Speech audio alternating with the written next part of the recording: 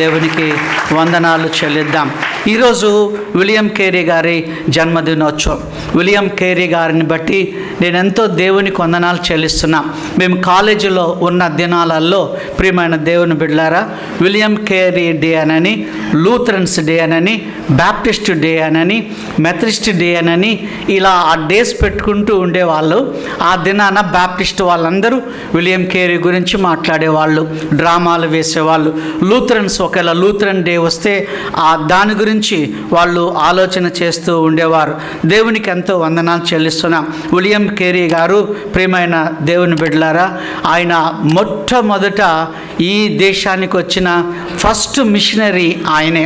William Carey గారికి చాలా ఇష్టమైన వచనం ఒకటి ఉంది, అది నేను చదువుతున్నా చూడండి. యెషయా గ్రంథం 54వ అధ్యాయము, యెషయా గ్రంథం 54వ అధ్యాయము 2వ వచనము విలియం కేరీ గారికి చాలా ఇష్టమైనటువంటి వచనం. నీ గుడారపు స్థలమును విశాలపరచుము, నీ నివాస స్థలములను తెరలను నిరాటంకముగా సాగనిము, నీ తాళ్ళను పొడుగు చేయము, నీ మేకులను దిగగొట్టుము.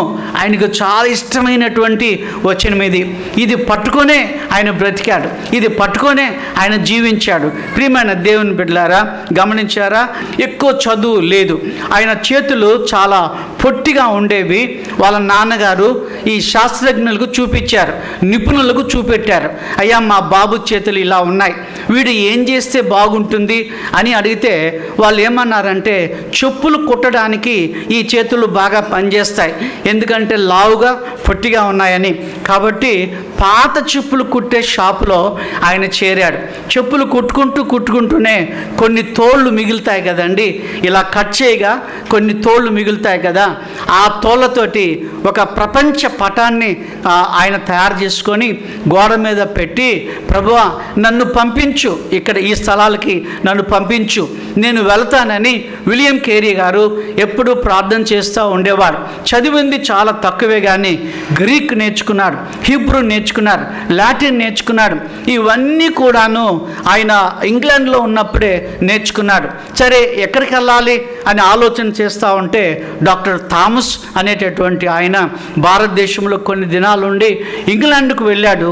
ఇంగ్లాండ్లో డబ్బులు కలెక్ట్ చేసుకుంటున్నాడు, సేవార్థమై డబ్బు కలెక్ట్ చేసుకుంటూ ఉంటే ఆ థామస్ గారు చెప్పారు, భారతదేశంలో ఉన్న వాళ్ళు చాలామందికి రక్షణ లేదు, మారు మనసు లేదు, వారు రక్షింపబడకుండా ఉన్నారు, విగ్రహారాధికులుగా ఉన్నారని ఇవన్నీ చెప్పినప్పుడు అప్పుడు విలియం కేరీ గారు కలకత్తా రావాలి, భారతదేశానికి రావాలని నిశ్చయించుకొని డాక్టర్ థామస్ గారితో కలిసి ఆయన భారతదేశానికి వచ్చారు. ఆయన వస్తుండగానే ఈ 3-4 నెలల్లో అప్పుడు ఫ్లైట్స్ లేవు కదా, ఇలా కార్లు లేవు, బైక్స్ లేవు, ఏమి లేవు, కానీ షిప్లో రావాలి. ఓడలో ఉన్నప్పుడే ఆయన బెంగాలీ భాష నేర్చేసుకొని దిగుతానే అందరితోటి బెంగాలీ భాషలో మాట్లాడడానికి ఆయన మొదలుపెట్టాడు. గమనించారా ప్రియమైన బిడ్డలారా, ఎంత ఆసక్తి ఉందో దేవుని వాక్యం ద్వారా మనం చూస్తున్నాం. ఆయన నినాదం ఏంటంటే, దేవుని నుండి గొప్ప కార్యాలు కనిపెట్టు, దేవుని కొరకు గొప్ప కార్యాలు తలపెట్టు అనేది ఆయన నినాదం. అది ఆయన మనసులో ఉంచుకున్నాడు. దేవుని కోసమని గొప్ప కార్యాలు తలపెట్టాలి. గొప్ప కార్యాలు అవి చిన్న కార్యాలు కాదు, పెద్ద కార్యాలే దేవుని కొరకు తలపెట్టాలి. దేవుని కొరకు గొప్ప కార్యాలు చేయాలనని ఒక నినాదం పెట్టుకొని ఆయన భారతదేశానికి వచ్చారు. సరే, నేను ఒక 5 విషయాలు నేను మీకు చెప్పాలని ఆశపడుతున్నాను. మొదటిగా విలియం కేరీ గారు అబ్రహాము వంటి విశ్వాసము కలిగినటువంటి వాడు. చెప్దామండి, అబ్రహాము వంటి విశ్వాసం కలవాడు. ఎవరు అబ్రహాం లాంటి విశ్వాసం కలవాడు? విలియం కేరీ అబ్రహాము లాంటి విశ్వాసం కలిగిన వాడు. అబ్రహాముకి ఎంత విశ్వాసం ఉందో అంత విశ్వాసము మనం విలియం కేరీలో మనం చూస్తున్నాం. విలియం కేరీ చాలా పొట్టివాడు అనగా కలకత్తా, ఒకవేళ మీరు వెళితే సెరంపూర్ అనే ప్రాంతం ఉంది, శ్రీరాంపూర్ అని అంటారు, సెరంపూర్ అని అంటారు. అక్కడ ఒక పెద్ద కాలేజ్, యూనివర్సిటీ ఒకటి ఆయన కట్టాడు. ఎంత పెద్ద కాలేజ్ అంటే చెప్పడానికి వీలు లేదు. అదే కాలేజీ నుండి నేను నా డిగ్రీ పట్టా తీసుకున్నాను. కలకత్తాకు వెళ్ళి నా డిగ్రీ నేను తీసుకున్నాను. నాకు చాలా సంతోషం అనిపించింది. ఈయన ఎంత గొప్ప సేవ చేశాడో, ఎవరి సపోర్టు లేనప్పుడు ఆయన సేవ చేశాడు. అబ్రహాము మరి ఊర్ అనే ప్రాంతం నుండి ఆయన బయటకు వచ్చాడు.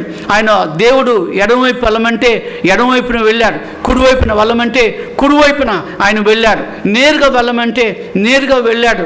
అలాగా ఆయన వెళ్ళి వెళ్ళి వెళ్ళి ఆ ఊరు అనే పట్టణానికి ఆయన దారి మర్చిపోయాడు అబ్రహాం. అలాగునే ప్రియమైన దేవుని బిడ్డలారా, అలాగునే ఈయన కూడా విలియం కేరీ గారు కూడా ఒకసారి కలకత్తాకు వచ్చాడు. 40 ఏండ్లు ఎన్నడూ కూడాను ఆయన తిరిగి ఇంగ్లాండ్ దేశానికి ఆయన వెళ్ళలేదు. ఇక్కడే భారతదేశంలోనే ఉన్నాడు. అనారోగ్యాలు కలిగాయి, డబ్బు లేదు, అనారోగ్యాలు కలిగాయి.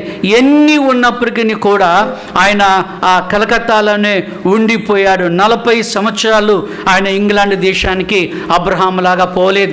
ఆయన అబ్రహాము ఎంత విశ్వాసం ఉందో విలియం కేరీ గారు కూడా అంతే విశ్వాసం ఉందని మనం నేర్చుకుంటున్నాం. విశ్వాసముతోటి ఆయన ఇంగ్లాండ్లో బయలుదేరేటప్పుడు ఒక ప్రింటింగ్ ప్రెస్లో పనిచేసే ఒక వ్యక్తి విలియం కేరీ గారికి కనపడ్డారు. ఆయన చెప్తున్నాడట, నేను ఇండియాకు వెళ్తున్నాను, ప్రింటింగ్ ప్రెస్ కనుగొంటాను, ప్రింటింగ్ ప్రెస్లో నేను బైబిల్ని ప్రింట్ చేస్తాను, కాబట్టి నీవు రావాలి, అక్కడికి వచ్చి ప్రింట్ చేయాలి. అంటే ఎంత ఫెయిత్ ఉందో చూడండి. అప్పటికి ఇంకా ట్రాన్స్లేషన్ కాలేదు, అప్పటికి ఇంకా తర్జుమా అంటే ఏంటో తెలీదు, అప్పటికి గ్రంథాలు ఎక్కువ లేవు. అయినా కూడా ఆయన స్నేహితుని ఆహ్వానిస్తే ఆయన తప్పకుండా నువ్వు పిలువు, నేను ఇంగ్లాండ్ నుండి కలకత్తాకు వస్తానని చెప్పాడు. ప్రియమైన బిడ్డలారా, ఎన్ని అవమానాలు ఆయన పొందాడో చెప్పడానికి వీలు లేదు. ఆయన కలకత్తాకు వస్తున్న సందర్భంలో ఓడలో ప్రయాణం చేస్తూ ఉండగా ఒక సంఘటన జరిగింది. ఆ టేబుల్ దగ్గర, ఆ షిప్లో టేబుల్ దగ్గర చాలా గొప్ప వాళ్ళు, యూనివర్సిటీ ప్రొఫెసర్స్, యూనివర్సిటీలో చదువుకున్న వాళ్ళందరూ కూర్చొని భోజనం చేస్తూ ఉంటే ఈ విలియం కేరీ గారు కూడా చాలా పేదవాడు, చాలా పొట్టివాడు, చూడ్డానికి మొరటు వ్యక్తిలాగా ఉంటాడు. వాళ్ళతో కూర్చొని భోజనం చేస్తూ ఉంటే ఒక స్కాలర్ అన్నాడు, విలియం కేరీ, నీవు ఇంగ్లాండ్లో ఉన్నప్పుడు చెప్పులు తయారు చేసేవాడువా, బూట్లు తయారు చేసేవాడు కాదంటే విలియం కేరీ గారు అన్నారట, బూట్లు నేను తయారు చేయడం లేదండి, పాత బూట్లు నేను రిపేర్ చేసేవాడిని అని అన్నారట. కానీ వాళ్ళందరితో కూర్చొని ఈయన భోజనం చేయడం ఏమాత్రం కూడా వాళ్ళకి ఇష్టం లేకుండా ఉండింది. అయినా కూడా అవమానాలన్నీ భరించి ఆయన ఇంగ్లాండ్ దేశం నుండి భారతదేశానికి వచ్చాడు. హల్లెలూయా చెప్దామండి, హల్లెలూయా.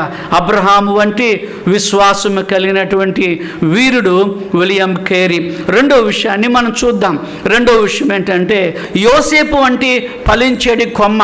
యోసేపు గురించి మరి యాకోబు యోసేపును దీవిస్తూ ఆదికాండము 49వ అధ్యాయము 22వ వచనములో ఇలా ఆయన చెప్తా ఉన్నాడు. 22వ వచనములో, యోసేపు ఫలించేడి కొమ్మ, ఊట యొద్ద ఫలించేడి కొమ్మ, దాని రెమ్మలు గోడ మీదకు ఎక్కి వ్యాపించును అని 22వ వచనంలో మనం చదువుతున్నాం. యోసేపు లాంటి ఫలించేడి కొమ్మ ఆయన వాళ్ళ ఊర్లోనే ఉండాలి అని అనుకోలేదు, ఇంగ్లాండ్లోనే ఉండాలి అనుకోలేదు. ఈ కొమ్మలు గోడ మీద నుండి వ్యాపించి ఆ కొమ్మలు ఎక్కడి వరకు వచ్చాయి అని మనం చూస్తే అవి కలకత్తా నగరం వైపుకు వచ్చాయి. ప్రియమైన దేవుని బిడ్డలారా, గమనించండి, మత ప్రచారం అంటే వాళ్ళు షిప్ ఎక్కనివ్వరు. కాబట్టి వాళ్ళు ఏమనుకున్నారు, డాక్టర్ థామస్ గారికి సహాయంగా ఉండడానికని ఆయన భార్య డోరతి, పిల్లలు అందరూ కలిసి షిప్లో థామస్ గారితో కలిసి వారు భారతదేశానికి రావడము జరిగింది. దేవునికి వందనాలు చెల్లిస్తున్నాము. ఆ కొమ్మలు విస్తరించాయి. నేను ఎక్కడికైనా వెళ్ళాలి, నేను సువార్త ప్రకటించాలి, నా కొమ్మలు మా ఊర్లోనే ఉండడానికి వీల్లేదని ఆయన భారతదేశానికి వచ్చాడు. చాలా భాషలు ఆయన నేర్చుకున్నాడు. ఆయన తర్జుమా చేసిన పుస్తకం ఇంకా కలకత్తా నగరంలో సెరంపూర్ అనే ఆ యూనివర్సిటీలో ఒక గాజు గ్లాస్ దాంట్లో పెట్టి ఉన్నారు. మనం ఈరోజు కూడా వెళ్ళి చూడొచ్చు. ఈరోజు మన అందరి దగ్గర ఈ తెలుగు బైబిల్ ఉందంటే దానికి ప్రాముఖ్యమైనటువంటి వ్యక్తి విలియం కేరీ అని మనం నేర్చుకుంటున్నాం. భార్య అన్నది, నేను ఇండియాకు రానండి, అక్కడ ఎండలు బాగా ఉంటాయి, అక్కడ కలరా రోగాలు వచ్చి మనుషులు చచ్చిపోతున్నారు. ఆమెను బ్రతిమలాడు, డోరతి దయచేసి నీవు కూడా రా డోరతి అని మాట్లాడాడు. ఆమె ఇష్టపడలేదు. డాక్టర్ థామస్ గారు వెళ్ళి చెప్పాడు, అమ్మ మీరు వెళితే బాగుంటుంది విలియం కేరీ గారితో కలిసి. వాళ్ళ అబ్బాయి కూడాను, అమ్మ మనం సువార్త ప్రకటించాలి, లేకపోతే శ్రమ అని బైబిల్లో ఉంది, మనం వెళదామన్నప్పుడు ఆమె మనసు కొంచెం కరిగింది. తర్వాత తన భర్తతో కలిసి ఆయన భారతదేశానికి ఆమె కూడా వచ్చింది. వాళ్ళ నాన్న అన్నాడు, ఇది మెంటల్ వాళ్ళు చేసే పనులు, ఈయన ఇంగ్లాండ్ నుంచి ఇండియాకు పోవడం ఏంటి, అక్కడ భాషలు నేర్చుకోవడం ఏంటి, అక్కడ తర్జుమా చేయడం ఏంటి, ఇదంతా పిచ్చితనమని విలియం కేరీని వాళ్ళ నాన్నగారు కూడా నిరుత్సాహపరిచారు. నాయకులు కూడా ఇలాంటి సభ జరుగుతుంటే భారతదేశంలో సేవ గురించి వారు మాట్లాడుకుంటున్నారు, ప్రపంచంలో సేవను గురించి వాళ్ళు మాట్లాడుకుంటూ ఉంటే ఎవరైనా వెళతారా ఇతర దేశాల్లో సువార్త ప్రకటించడానికి? ఎవరైనా వెళ్తారా? ఎవరు లేవలేదు. కుడివైపు ఉన్న వాళ్ళు లేవలేదు, ఎడవైపు ఉన్న వాళ్ళు లేవలేదు, ముందున్న వాళ్ళు లేవలేదు. కానీ విలియం కేరీ లేచి ఇలా చేయి చూపిస్తే అక్కడ వేదిక మీద పెద్ద పెద్ద వాళ్ళు ఉన్నారు, స్కాలర్స్ ఉన్నారు. వాళ్ళు అన్నారు, అరే పొట్టోడా నువ్వు కూర్చో, దేవుడు పంపాలనుకుంటే నిన్ను తప్ప ఎవరినన్నా పంపిస్తారు అని అంటే ఆయన కూర్చున్నాడు. కానీ ఏమాత్రం కూడా సిగ్గు పడలేదు. కొన్ని మాసాలైంది ఎవరు సువార్త సేవ కొరకని ఇంగ్లాండ్ దేశాన్ని విడిచిపెట్టి వెళ్ళడం లేదని అంటే అప్పుడు మళ్ళీ విలియం కేరీ గారిని పిలిచి నువ్వు వెళ్ళమని వాళ్ళందరూ ప్రార్థన చేసి ఆయన పంపించారు. అభిషేకం కొరకు నాకు అభిషేకం ఉంది. ఇది హైదరాబాద్ బాప్టిస్ట్ చర్చిలో ఒక 15 మంది అభిషక్తులు నా మీద చేపెట్టి నన్ను అభిషేకించి నాకు రెవరెండ్ అనే బిరుదు ఇచ్చారు. సరే, నేను ఎందుకు చెప్తున్నానంటే అలా అభిషేకం కావాలని ఆయన దరఖాస్తు పెట్టుకుంటే మొదటిసారి విలియం కేరీ ఫెయిల్ అయిపోయాడు. రెండోసారి కూడా విలియం కేరీ ఫెయిల్ అయిపోయాడు. నీకు ఇంకా అనుభవం కావాలి, ప్రీచింగ్లో అనుభవం కావాలి, సేవకుడిగా అనుభవం కావాలి, ఒక బాప్టిస్ట్ చర్చిలో రెవరెండ్ కావాలని పెట్టుకుంటే 2 సార్లు ఆయన అభిషేకాన్ని తృణీకరించారు. 3వసారి ఈయన ఇన్ని మార్లు అడుగుతున్నారని విలియం కేరీ గారిని రెవరెండ్గా చేసి పంపించారు. ప్రియమైన దేవుని బిడ్డలారా, తన యజమాని అనగా చెప్పులు ఏ షాపులో అయితే ఆయన కుడుతున్నాడో ఆ యజమాని యొక్క మరదలు డోరతిని ప్రేమించి ఆయన పెళ్లి చేసుకున్నాడు. ఆయన దగ్గర పనిచేస్తున్నప్పుడు ఒకసారి దొంగతనం చేశాడు, పట్టుబడ్డాడు. కానీ దేవుని దగ్గరికి వెళ్ళి, ప్రభువా నేను దొంగిలించాను, ఆ చెప్పుల డబ్బులు నేను దొంగిలించాను, నన్ను మన్నించు అని అన్నాడు. చూడండి, దేవుడు బలహీనులను వాడుకునేటటువంటి దేవుడై ఉన్నాడు. దొంగలను మారు మనసు ఇచ్చి ఆయన వాడుకునే గొప్ప దేవుడై ఉన్నాడు. దేవుని కొందనాలు చెల్లించుకొంచు ఉన్నాం.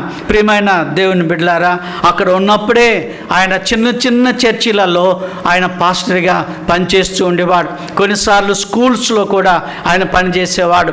ఆ దినాలలో అంత చదువుకున్న వాళ్ళు ఎవరు లేరు. 3వ విషయాన్ని మనం చూద్దాం. మొదటి విషయం ఏంటండి? అబ్రహాము వంటి విశ్వాస వీరుడు. రెండవది ఏం నేర్చుకున్నాం? యోసేపు వంటి ఫలించేడి కొమ్మ. 3వది చూద్దాము, నెహెమ్యా లాంటి సంస్కర్త. నెహెమ్యా లాంటి సంస్కర్త అంటే రిఫార్మర్. ఆ సంస్కర్తలు అంటే మీకు తెలుసు కదా, చాలామంది సంస్కర్తలు మన జ్ఞాపకం ఉన్నారు, అనగా రిఫార్మర్స్ మనకి జ్ఞాపకం ఉన్నారు. ఈయన కూడా ఆయన మంచి సంస్కర్తగా ఉన్నారని మనం బైబిల్లో గమనిస్తున్నాం. నెహెమ్యా జీవితంలో మనం గమనిస్తే నెహెమ్యా 13వ అధ్యాయంలో నెహెమ్యా చాలా విషయాలలో మనుషులను కొట్టాడు, మనుషులను తిట్టాడు. ఇశ్రాయేలును ఆయన విపరీతంగా ఆయన అంటే గద్దించాడు. ఎందుకంటే అన్య వివాహాలు చేసుకున్నారు. వేరే కులస్తులను యూదులు పెళ్లి చేసుకున్నందుకు ఇది మంచిది కాదు, దేవునికి ఇష్టం లేనిది కనుక నెహెమ్యా ఒక మంచి సంస్కర్తగా ఉన్నాడు. తర్వాత వాళ్ళు విశ్రాంతి దినాన్ని పనికి వెళుతూ ఉండేవారు, ఆదివారము పనికి వెళుతూ ఉండేవారు. నెహెమ్యా వాళ్ళను కొట్టాడు, గేట్లు మూసివేశాడు, యెరూషలేము గేట్లను మూసివేశారు. కొంతమంది ఒంటెల మీద వచ్చి ఆ గోడకి చాటుగా ఉండి వ్యాపారం చేసేవాళ్ళు కనుక వాళ్ళని ఎంత మాత్రం కూడా లోపలికి రానివ్వలేదు.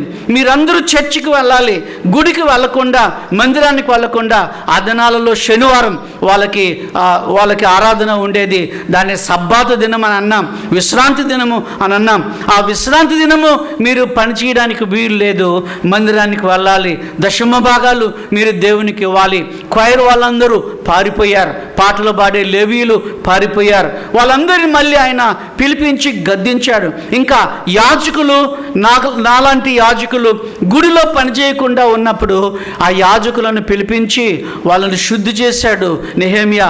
ఇలాంటి సంస్కరణలు ఆయన ఎన్నో జరిగించాడు. పాటలు పాడేవాళ్ళు పాటలు పాడండి, పాస్టర్లు పనిచేసే వాళ్ళు పాస్టర్లు పని చేయండి, ఆదివారం మందిరంలో కనపడండి, బయట ఎవరు కనపడడానికి వీలు లేదని నెహెమ్యా 13వ అధ్యాయంలో ఇలాంటి సంస్కరణలు అన్నీ కూడా చేశాడు. అయితే విలియం కేరీ గారు మన భారతదేశానికి వచ్చినప్పుడు కలకత్తాలో ఆయన కూడా కొన్ని సంస్కరణలు ఆయన జరిగించాడు. చూడండి, ఎవరైనా ఒక పురుషుడు చచ్చిపోతే పూర్వకాలమందు ఆయన భార్యను కూడా ఆ మంటల్లో పెట్టేవాళ్ళు. దాన్ని ఏమని అన్నారో మీకు జ్ఞాపకం ఉందా? సతీ సహగమనం. అంటే సతీ సహగమనం అంటే ఒకవేళ భర్త చచ్చిపోతే భార్యను కూడా నిప్పుల్లో పెట్టి చంపేసేవాళ్ళు. అలాంటి ఆచారం పాపం మొత్తుకునేవాళ్ళు, భార్యలు మొత్తుకునేవాళ్ళు. కనుక ప్రియమైన బిడ్డలారా, అవన్నీ చూస్తూ ఉండేవాడు. గవర్నమెంట్కి ఆయన అప్పీల్ చేసుకున్నాడు, గవర్నమెంట్కి అప్పీల్ చేశాడు. ఇలాంటి దురాచారము మన భారతదేశంలో ఉండడానికి వీల్లేదని అప్పట్లో బ్రిటిష్ గవర్నమెంట్ ఉండింది. ఆ బ్రిటిష్ గవర్నమెంట్ వాళ్ళకి ఆయన దరఖాస్తు పెట్టాడు. కొన్ని ఏండ్ల తర్వాత వాళ్ళు దాన్ని, ప్రియమైన బిడ్డలారా, దాన్ని రూపుమాపారు. వద్దు, విలియం కేరీ చెప్పింది కరెక్ట్. రాజా రామ్మోహన్ రాయ్ గారితో కలిసి వారు చేయడం మొదలుపెట్టారు. చాలా ఏండ్ల తర్వాత పెళ్లి చేసుకున్న భార్య భర్తలకి బాబు పుడితే వాళ్ళని తీసుకెళ్ళి ఆ మొదటి బాబుని గంగానదిలో పడేసేవాళ్ళు. విలియం కేరీ ఆ గంగానది తీరంలో ఉండేవాడు. ఎప్పుడైనా ఈ చిన్న పిల్లల్ని ఆ గంగానదిలో పడేసినప్పుడు ఆయన హృదయం తరుకుపోయేది. అయ్యో, చిన్న పిల్లల్ని తీసుకెళ్ళి గంగానదిలో వేస్తున్నారని. దాని విషయం కూడా ప్రభుత్వానికి ఆయన అప్పీల్ చేశాడు. గంగానదిలో పిల్లల్ని, తర్వాత చిన్న పిల్లలకి పెళ్లి చేసేవాళ్ళు. దాన్ని బాల్య వివాహాలని చెప్తాం కదా. చిన్న పిల్లలకి వాళ్ళు పెళ్లి చేస్తూ ఉండేవారు. ఇంత చిన్న పిల్లలకి పెళ్లి చేయకూడదని గవర్నమెంట్తో ఆయన పోరాడినట్టుగా చరిత్రలో వ్రాయబడి ఉంది. మరి ఆడవాళ్ళు చదువుకోవడానికి వీలు లేదు కాబట్టి ఈయన ఏం చేశాడంటే ఆడవాళ్ళకి స్కూల్స్ కావాలి. కేవలం ఈ రోజున మన పిల్లలు, పాప సాక్ష్యం చెప్పింది కదా, సాఫ్ట్వేర్ ఇంజనీర్గా, మన పిల్లలు డాక్టర్లుగా, మన పిల్లలు ఇంజనీర్లుగా ఇలా తరబిదు పొందుతున్నారు అని అంటే ఆయన ఆడవాళ్ళకి స్కూల్ ఏర్పాటు చేసి, ప్రియమైన దేవుని బిడ్డలారా, వాళ్ళని బడికి పంపించాలి. ఆడపిల్లలు ఇంట్లోనే ఉండడానికి వీలు లేదు, ఆ బడికి పంపించాలని ఆయన ఆ విషయాలన్నీ కూడా జరిగించారు. నేను రాసుకున్నాను, నా బుక్లో రాసుకున్నాను. ఒక 10-12 మొట్టమొదటిసారి ఆయన చేసినటువంటి విషయాలు ఈ రోజున మనం పెన్తో రాస్తున్నాము అని అంటే అది విలియం కేరీ గారి చలువ. ఆయన ఇంకు కనుగొన్నాడు, ఇంకు పెన్ కనుగొన్నాడు. కాబట్టి ఈ రోజున ఆ ఇంకు పెన్ల బదులు బాల్ పెన్స్ వచ్చాయి. సరే, పెన్ చూసినప్పుడంతా మనకి ఎవరు జ్ఞాపకం రావాలండి? విలియం కేరీ గారు. ఆడపిల్లలు స్కూల్కి వెళ్తుండగా మనకి ఎవరు జ్ఞాపకం రావాలండి? విలియం కేరీ గారు. అలాగనే ఆ షావుకారుల దగ్గర డబ్బులు పెట్టేవాళ్ళు చాలామంది రైతులు. షావుకారులు డబ్బులు తీసుకొని మాకు ఇవ్వలేదని అబద్ధాలు చెప్పేవాళ్ళు. కాబట్టి ఆయన ఏం చేశాడంటే బ్యాంక్ ఒకటి ప్రిపేర్ చేశాడు. బ్యాంకులో మీ డబ్బు పెట్టుకోండి. కలకత్తాలో బ్యాంక్ ఒకటి ఏర్పాటు చేశారు. ఈ రోజున ఎన్నో బ్యాంక్స్ ఉన్నాయి, మనందరూ తెలుసు కదా, ప్రపంచ బ్యాంక్ అని అంటున్నాం. ఇలాగున ఎన్నో బ్యాంకులు ఉన్నాయి. ఆ బ్యాంకుకు ఆరంభం చేసినటువంటి వాడు విలియం కేరీ కేరీ. ఇంకో మాట చెప్తాను, ఈ రోజున మనం బైబిల్ గ్రంథాన్ని చదువుకుంటూ ఉన్నాం. బైబిల్ గ్రంథము చదువుతున్నాము అని అంటే దానికి కారకులు ఎవరండి? విలియం కేరీ గారు. మొట్టమొదట ప్రింటింగ్ ప్రెస్ తీసుకొని వచ్చి బైబిల్ గ్రంథాన్నే ఆయన ఫస్ట్ టైం ప్రింట్ చేశాడు. కాబట్టి మన భారతదేశంలో మొట్టమొదట ప్రింట్ అయినటువంటి పుస్తకం ఏది అని అంటే బైబిల్ గ్రంథమే. హల్లెలూయా చెప్దామండి. హల్లెలూయా. చూడండి, ఒక 6వ తరగతి చదువుకునేటువంటి వ్యక్తి, ఒక పాత చెప్పులు కుట్టుకునేటటువంటి వ్యక్తి ఇన్ని పనులు చేశారు. పొద్దున్నే మనం వార్తాపత్రికలు చదువుతూ ఉంటాం. వార్త అనని, సాక్షి అనని, ఈనాడని ఎన్నెన్నో పత్రికలు చదువుతూ ఉంటాం. కానీ విలియం కేరీ గారు ఏం చేశారంటే ఆ వార్తాపత్రికలను ఆయన మొట్టమొదటిసారి భారతదేశంలో ఆయన ప్రవేశపెట్టాడు. వృక్ష శాస్త్రాన్ని ఆయన కనుగొన్నాడు. అలాగనే ఆ బొగ్గుతో నడిచే ట్రైన్ ఏదైతే ఉందో దాన్ని కూడా ఆయన కనుగొని అందరినీ ఆశ్చర్యచకితులుగా చేశాడు. మరి ఒక డిక్షనరీ ఆయన తయారు చేశాడు. బెంగాలీ భాషలో ఒక డిక్షనరీ ఆయన తయారు చేశాడు. వ్యాకరణ గ్రంథాలు ఆయన తయారు చేశాడు. సతీసాగమనం, చిన్నపిల్లల వివాహాలు, గంగానదిలో పిల్లలు వేయడం, ఈ సంస్కరణలన్నీ కూడాను ఈ మహానుభావుడు చేసినందుకు దేవునికి ఎంతో మహిమ. చప్పట్లు కొట్టి ప్రభుల వారికి వందనాలు తెలియచేద్దామా? గట్టిగా మనం చప్పట్లు కొడదాం. 3 విషయాలు మనం నేర్చుకున్నాం. అబ్రహాము వంటి విశ్వాస వీరుడు, రెండవది యోసేపు వంటి ఫలించేడి కొమ్మ, మూడవది నెహెమ్యా వంటి సంస్కర్త, నాలుగవది పౌలు లాంటి సువార్త దర్శనము కలవాడు. చెప్దామండి, ఏమని చెప్పుకుంటున్నాం? పౌలు వంటి సువార్త దర్శనం కలవాడు. రోమా 1:16లో ఒక మాట ఉంది. రోమా 1:16లో సువార్తను గూర్చి నేను సిగ్గుపడువాడను కాను. మళ్ళీ చెప్దామా? సువార్తను గూర్చి నేను సిగ్గుపడువాడను కాను. ఇంకో మాట 1 కొరింథీ 9:16 బి భాగంలో ఉంది. అయ్యో, నేను సువార్తను ప్రకటింపకపోయినట్లా నాకు శ్రమ. అది కూడా అపోస్తలుడైన పౌలు గారే ఆయన చెప్తున్నాడు. అయ్యో, నేను సువార్తను ప్రకటింపకపోయినట్లా నాకు శ్రమ. అలాగనే సువార్తను గూర్చి నేను సిగ్గుపడేవాడను కాను. ప్రియమైన బిడ్డలారా, మనం సిగ్గుపడతాం. ఎవరైనా మన ఇంటికి కొత్త వాళ్ళు వచ్చినప్పుడు యేసు ప్రభు నాకు ఈ మేలు చేశాడని చెప్పడానికి సిగ్గుపడదాం. ఎవరైనా మా ఇంటికి వస్తే కొత్త వాళ్ళు, వాళ్ళకి ఎలాగైనా ఏదో ఒక పని మీద మా ఇంటికి వస్తారు. ఎలాగైనా ఏదైనా చెప్పాలి, ఏదైనా మాట్లాడాలి అని అనిపిస్తుంది. కాబట్టి నా చిన్న సాక్ష్యము, నేను ఎలా మారు మనసు పొందానో, ఎలా ప్రభు దగ్గరికి వచ్చానో, నా పాత జీవితం ఏంటి, నా కొత్త జీవితం ఏంటి, ఇవన్నీ చెప్తాను. పౌలు గారు కూడాను ప్రియమైన బిడ్డలారా, సువార్తను గురించి ఆయన ఎప్పుడూ సిగ్గుపడలేదు. రాజుల ముందు నిలబడ్డా, రాణుల ముందు నిలబడ్డా, మామూలు వ్యక్తుల ముందు నిలబడ్డా, నేను క్రైస్తవుడను, నేను ప్రభునందు విశ్వాసం ఉంచిన వాడిని. అలా ఉండగా ఆయన కలకత్తాకు వచ్చిన 7 సంవత్సరాలు, ప్రియమైన బిడ్డలారా, 7 సంవత్సరాలకి ఒక ఆయన మారు మనసు పొందాడు. ఆయన పేరు కృష్ణచంద్రపాల్ అనే వడ్రంగి ప్రభునందు విశ్వాసం ఉంచాడు. ఒక కార్పెంటర్ ప్రభునందు విశ్వాసం ఉంచి బాప్తిసం తీసుకున్నారు. ఆ దినాల్లో బాప్తిసం అంటే ఏంటో మనుషులకు తెలియదు, క్రైస్తవ మతం అంటే ఏంటో క్రైస్తవులకు తెలియదు. కానీ విలియం కేరీ మొట్టమొదటిసారి కృష్ణచంద్రపాల్ అని ఆయన బాప్తిసం ఇవ్వడం జరిగింది. ముద్రాలయం అంటే ఏంటో, ప్రింటింగ్ ప్రెస్ అంటే ఏంటో తెలియదు, కానీ ఆ ప్రింటింగ్ ప్రెస్ తీసుకుని రావడం జరిగింది. ప్రియమైన బిడ్డలారా, దేవుని వందనాలు చెల్లిస్తున్నాం. అందుకే మానవాళికి మహోపకారి విలియం కేరీ అనే టైటిల్ పెట్టుకున్నాను. మానవాళికి మహోపకారి విలియం కేరీ. ఆయన చేసిన కార్యాలు ఎన్నో ఉన్నాయని మనము చూస్తూ ఉన్నాం. దేవుని వందనాలు చెల్లించుకుంటున్నాం. ఈ రోజున మీరు BA డిగ్రీలు తీసుకుంటున్నారు కదా, MA డిగ్రీలు తీసుకుంటున్నారు కదా, ఆ బ్యాచులర్ ఆఫ్ డివిటీ డిగ్రీలు తీసుకుంటున్నారు కదా, BDH డిగ్రీలు తీసుకుంటున్నారు కదా. అలా డిగ్రీ పేపర్ మొట్టమొదటిసారి ఇచ్చినటువంటి వ్యక్తి మన భారతదేశంలో విలియం కేరీ గారు. దేవునికి ఎంతో మహిమ చెల్లిస్తూ ఉన్నాను. ఆయన ప్రపంచ పటాన్ని దగ్గర ఉంచుకొని ఆయన ఎల్లప్పుడూ ప్రార్థన చేసేవాడు. ప్రభువా, నన్ను ఎక్కడికైనా పంపించు, ప్రభువా నన్ను ఎక్కడికైనా పంపించు, నేను మీ సువార్త ప్రకటించాలని ఆయన బయలుదేరి భారతదేశానికి వచ్చినట్లుగా చరిత్రలో మనము గమనిస్తున్నాం. ఇంకో మాట చెప్పి నేను వాక్యాన్ని ముగిస్తాను. 5వ విషయం ఏంటంటే, ఏబు వంటి ఆదర్శవంతమైన తండ్రి. చెప్దామండి, ఏబు వంటి ఆదర్శవంతమైన తండ్రి, ఆదర్శవంతమైనటువంటి భర్త, మంచి నాన్న, మంచి భర్తగా ఉన్నాడు. మంచి భర్త గురించి నేను మొదట చెప్తాను. ఇక్కడికి ఆయన వచ్చిన తర్వాత వాళ్ళ పెద్ద అబ్బాయి చనిపోయాడండి, వాళ్ళ పెద్ద బాబు చనిపోయాడు. 7 మందిని పిల్లలను తీసుకొని ఆయన భారతదేశానికి వస్తే ఆ 2 చనిపోయారు. ఒక బాబు చనిపోయినప్పుడు గుంట తవ్వడానికి ఎవరు రాలేదు.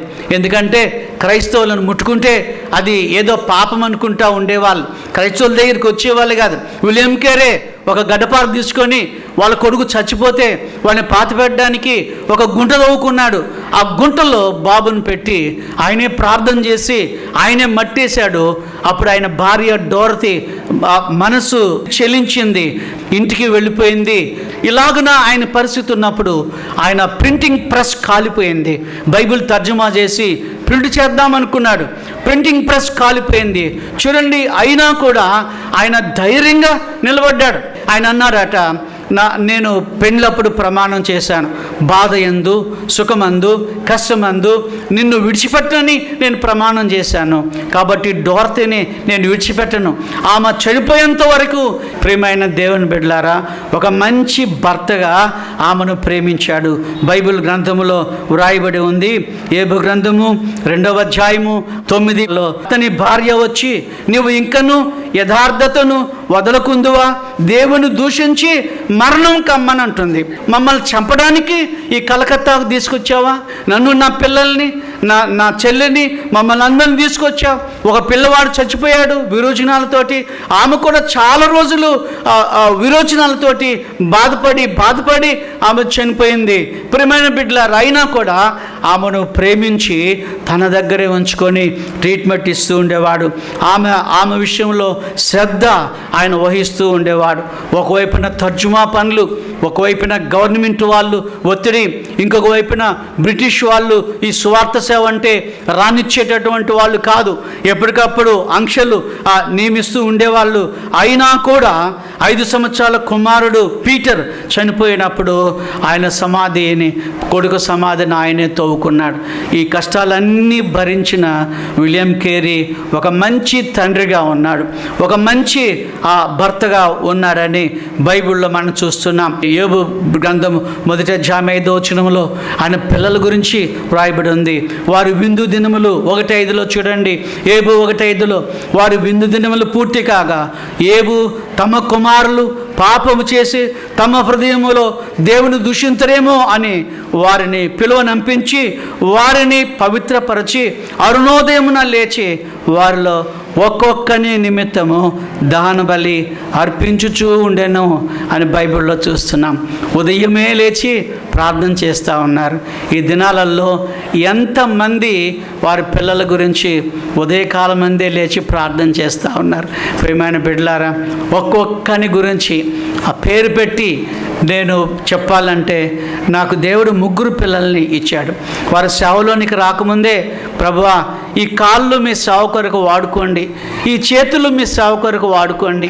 నా పిల్లల కాళ్ళ మీద నా చేతులు పెట్టి నేను ప్రార్థన చేసేవాడిని. వాళ్ళ చేతుల మీద నా చేతులు ఉంచి ప్రార్థన, ప్రభువా ఈ మెదడు మీ కొరకు వాడుకోండి. పెద్ద బాబు సైలెస్ అంతర్జాతీయంగా వాడబడుతూ ఉన్నాడు. ఇక్కడ కూడా ఆయన భార్య సేవ జరిగిస్తూ ఉన్నారు. మన దగ్గరికి వస్తున్నారు. ఈ మధ్య కాలంలోనే దుబాయ్ వెళ్ళి వచ్చారు. అమెరికాలో తరబీదు పొందారు 3 సంవత్సరాలు. నాకు ఆనందం ఏంటి అని అంటే వారికి ఏ విధమైనటువంటి బలహీనతలు, త్రాగుడు, జూదము, సిగరెట్లు ఇలాంటివి ఏమీ లేవు. దేవుని వాక్యమే పిల్లలకు తెలుసు. షెల్బీ నా చిన్న కుమారుడు మా ఇంటిలో ఈరోజు ఆయన ఎల్బీ స్టేడియంలో ప్రకాష్ పాల్ అక్కడ గిటార్ ప్లే చేస్తూ ఉన్నాడు. చాలా ఆనందం అనిపించింది. ఎందుకంటే అంతమంది ముందు దేవుడు ఒక సాధనంగా వాడుకుంటూ ఉన్నాడు. నా మనవరాళ్ళు, నాకు 2 మనవరాళ్ళు, వాళ్ళు ఎప్పుడు నేను ఫోన్ చేసిన ఆదివారం కాల్ చేస్తారు. మేము ఇంటికి పోయిన వెంటనే చర్చికి వెళ్ళారా? అవును తాత చర్చికి వెళ్ళామంటారు. ఏం వాక్యం చెప్పారంటే పిల్లలు ఆ పాయింట్స్ అన్నీ చెప్తారు. నాకు చాలా ఆనందం అనిపిస్తుంది. చిన్న పిల్లలే 14 సంవత్సరాలు చిన్న మనవరాలకి పెద్ద మనవరాలు ఇద్దరు దేవుని మందిరంలో పరిచర్య చేస్తూ ఉన్నారు. శిల్ప కూడా చర్చిలో వాడబడుతూ ఉంది. మాథ్యూ గిటార్ ప్లే చేస్తారు. ఎందుకు చెప్తున్నానంటే ఏబు తన పిల్లల కొరకని ఆయన ప్రార్థన చేస్తూ వచ్చాడు. ఉదయమే లేచి నీవు ఒక తండ్రిగా పొద్దున్నే నీ పిల్లల కొరకు ప్రార్థన చేస్తూ ఉన్నావా? ప్రభువా, నా కుమారుడు రౌడీ కాకూడదు. కొంతమంది అమ్మా నాన్నలు నేను చూశాను, పిల్లల్ని అస్తమానము శపిస్తూనే ఉంటారు. మొన్న మేము వచ్చాము, కారులో కూర్చున్నాం, ప్రేయర్ అయిపోయింది. ఆ అమ్మ నాన్న కారు దగ్గర వచ్చి డోర్ వేస్తూ ఉన్నారు. వాళ్ళ అబ్బాయి వచ్చాడు. వాళ్ళ అబ్బాయి వస్తే, బాబు ఎక్కడికి వెళ్ళావురా, ప్రేయర్లో లేవంటే వాళ్ళ అమ్మ నాన్న అంటున్నారు, వీడు మహారౌడీ అండి అంటున్నాడు. అలా అనొద్దండి ప్లీజ్, అలా అనొద్దు. ఏమనొద్దు? రౌడీ అని అనొద్దు. ఎందుకంటే నిజంగానే అమ్మ నాలుగుకి శక్తి ఉంది, నాన్న నాలుగుకు శక్తి ఉంది. నువ్వు అస్తమానం rowdy rowdy rowdy rowdy rowdy అంటుంటే వాడు ఏదో ఒక రోజున కత్తి తీసుకొని నీ మీదకి వస్తాడు. జాగ్రత్త. అలాంటి చెడ్డ అంటే రౌడీని దేవుడు నీకు ఇచ్చాడా ఒక బహుమానంగా? లేకపోతే ఒక జుదగాన్ని బహుమానంగా దేవుడు నీకు ఇచ్చాడా? దేవుని గిఫ్ట్ అంటున్నాం కదండి, దేవుని బహుమానం అంటున్నాం కదండి. స్కూల్కి వెళ్ళకముందు వాళ్ళ తల మీద చేయబెట్టండి. ఇట్లా పాపటి మా నాన్నగారు నాకు ఆయన జేబులో ఎప్పుడు ఒక దువ్వుని ఉండేది. నాకేమో ఇట్లా సైడ్కి దూకోవాలని ఇష్టం. మా నాయనేమో ఇట్లా నిలువు పాపడు తీసేవాడు. మా నాన్న నిలువు పాపడు తీసి అటు వెళ్ళాక నేను సైడ్కి దూకుంటూ ఉండేవాడిని. ఆ నిలువు పాపడు తీసిన ప్రతిసారి మీరేం ప్రార్థన చేస్తారంటే, ప్రభువా నా పిల్లలు తిన్నని మార్గంలో చక్కని మార్గంలో నడుచుకోవాలని మీరు ప్రార్థన చేయండి. రాబోయే రోజులలో మీ పిల్లలు గొప్ప అభిషక్తులు అవుతారు. అంతేగాని రవిడీలు, ముద్దోళ్ళు, మార్కులు రావు, దున్నపోతులాగా పడుకుంటారు. అంటే దేవుడు, నువ్వు మనిషివే కదా, నీకు ఒక దున్నపోతునిస్తాడా దేవుడు? ఒక పందినిస్తాడా దేవుడు? పందిలాగా తింటున్నారు అంటారు. ఇప్పుడు తినకపోతే ఎప్పుడు తింటారు? తినవండి, పర్వాలేదు. ఎంత అన్నం తింటారో అంత తినండి.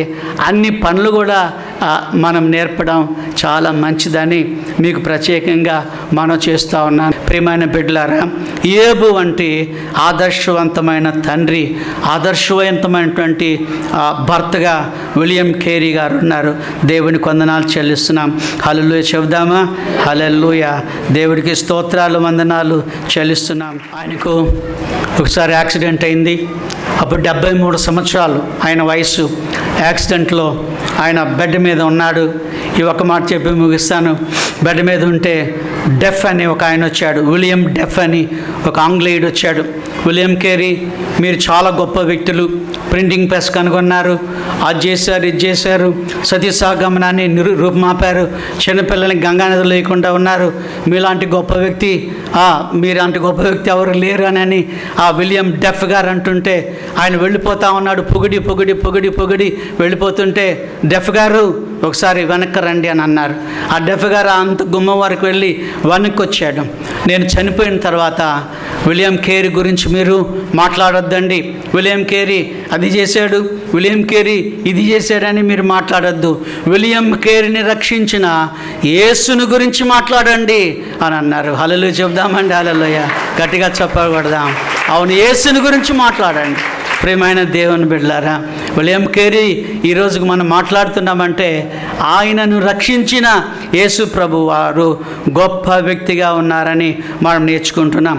1834 సంవత్సరం జూన్ మాసం 9వ తేదీన ఆయన ప్రభునందు మధ్యాహ్నము ఆయన చనిపోయాడు. అందరూ అడిగారు, అయ్యా నువ్వు చనిపోయినాక నీ సమాధి మీద ఏమని రాయమంటావు? నేను ఆ సమాధి చూశానండి, నేను ఎంత గొప్ప ధన్యున్నో. ఆ సమాధి నేను చూశాను, విలియం కేరీ సమాధి. దానిపైన ఈ మాటలు రాయండి అని ఆయన స్వయంగా చెప్పాడు. ఏంటి ఆ మాటలు అంటే, దీనుడను నంబర్ 1 చెప్దామా ఏంటండి? దీనుడను. రెండవది దరిద్రుడను. ఏమని చెప్పండి? దరిద్రుడు. మూడవది నిస్సహాయకుడును. మూడవ మాట ఏంటండి? నిస్సహాయకుడును. నాలుగవది పురుగును అని అన్నారు. ఐదవది నీ దయగల బాహువులపై, నీ చేతులపై నేను రాలిపోతున్నానని ఈ మాట రాయమన్నారు. మనం రాయించుకుంటామండి? నేను రాయించుకుంటానా? దరిద్రుడిని అని నేను రాయించుకుంటానా? దీనుడను నేను రాయించుకుంటానా? గొప్ప పోరాటము పోరాడితని అని రాపించుకుంటాం కదండి. పరుగు, ఏం పరుగు ఉంది? ఒత్తిదే పరుగు లేదు, ఏమి లేదు, ఒట్టిదే పరుగు. చచ్చిపోయినాక మన వాళ్ళు ఇక వినే మనల్ని చంపుతారు. వాళ్ళు చచ్చిపోయిన తర్వాత ట్రిబ్యూట్స్ 20 మంది చెప్తారు. అప్పటికే కళ్ళు గిరగిరా తిరుగుతుంటాయి పాస్టర్లకి. ముఖ్యంగా చైర్మన్ ఉండమంటే ఉండలేము. ఒక చిన్న మాట చెప్తాను. ఒక రౌడీ చనిపోయాడు. ఎవరండి? రౌడీ. కాఫిన్ బాక్స్ ఇక్కడ తెచ్చారు. తెచ్చిన తర్వాత పాస్టర్ గారు, ఈయన చచ్చిపోయిన ఈయన, ఆయన పేరు ఏదో ఆయన పేరు ఏదైనా పెట్టుకుందాం, బాబు అని పెట్టుకుందాం. బాబు చాలా నీతిమంతుడు, చాలా గట్టివాడు, చాలా విశ్వాసపరుడు, చాలా భక్తి కలిగిన వాడు, బైబిల్ రోజు చదివేవాడు, అది ఇది. వాడేమో రౌడీ. అప్పుడు వాళ్ళ అమ్మ కూతురు ముందు భాగంలో కూర్చోన్నారంట. అమ్మ చెప్పిందంట, అంటే ఆ చచ్చిపోయిన ఆయన భార్య చెప్పిందంట కూతురుతో, అమ్మ ఒకసారి వెళ్ళి కాఫిన్ బాక్స్లో చూడు, అందులో ఉంది మీ నాయన కాదు అని అందట. అంటే ఇంతగానం చెప్తున్నాడు ఆయన. అది ఏది దానికి ఆయనకి సంబంధమే లేదు, ఇవన్నీ చెప్తున్నాడు. ఇలాగనే చనిపోయిన తర్వాత మనం ఎన్నో చెప్పుకుంటాం.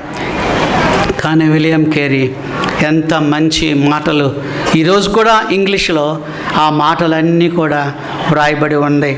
ఆయన అన్నాడు, సమాధి ఖర్చుకి నా దగ్గర ₹1 కూడా లేదు, ₹1 కూడా లేదు. అప్పటికే ఎంత ఆస్తి సంపాదించాడు, భూమి సంపాదించాడు, కాలేజీ కట్టాడు, అబ్బో చాలా పనులు ఆయన సరే. ₹1 కూడా నా దగ్గర లేదు. నా దగ్గర ఉన్నంత దేవుని సేవ కొరకే నేను ఖర్చు చేశాను.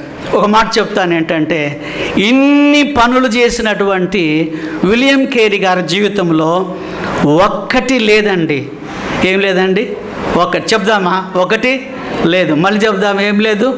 ఒక్కటి. ఏంటో ఒకటి అని అంటే, ఆయన ఎప్పుడూ నిరుత్సాహపడలేదండి.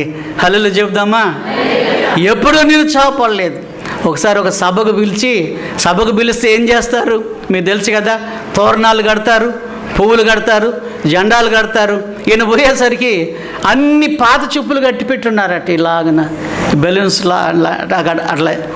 అప్పుడు ఆయన ఏమి నిరుత్సాహపడలేదు. ఎవరో ఇది కట్టింది అని అనలేదు, వాళ్ళని తన్నాలా కొట్టాలని అనలేదు. వేదిక మీదకి వెళ్ళి మైకి తీసుకున్నాడట. ఈ పాత చెప్పులు కుట్టే విలియం కేరీని దేవుడు వాడుకున్నాడు. ఎంతకంటే మీరు అందరూ చదువుకున్న వాళ్ళు, మిమ్మల్ని దేవుడు ఎంతగా వాడుకుంటాడో ఒకసారి మీరు గుర్తు చేసుకోండి అని వేదిక దిగి వెళ్ళిపోయాడట. నిరుత్సాహం అనే బాణము ఆయన జీవితంలో లేదు. సైతాను ఒక ప్రదర్శనశాల పెట్టుకున్నాడట. ఏ శాల అండి? ప్రదర్శనశాల, ఎగ్జిబిషన్ అంటాం కదా, పెట్టుకున్నాడు. అన్నీ అమ్ముతున్నాడు సైతాన్. పాపం అమ్ముతున్నాడు, జూదము అమ్ముతున్నాడు, దొంగతనం అమ్ముతున్నాడు, వ్యభిచారం అమ్ముతున్నాడు, అన్నీ అమ్ముతున్నాడు. ఇలాంటి ఒక దానిపైన ముసుగు కప్పి పెట్టున్నాడు, తెల్ల బట్ట. ఎవరో వచ్చి, అరే బాబు అన్నీ అమ్ముతున్నావు, ఇదేంటో ముసుగు కప్పి పెట్టున్నావు ఏంటి అని అంటే, ఇది అమ్మనండి, నాట్ ఫర్ సేల్ అని అన్నాడు.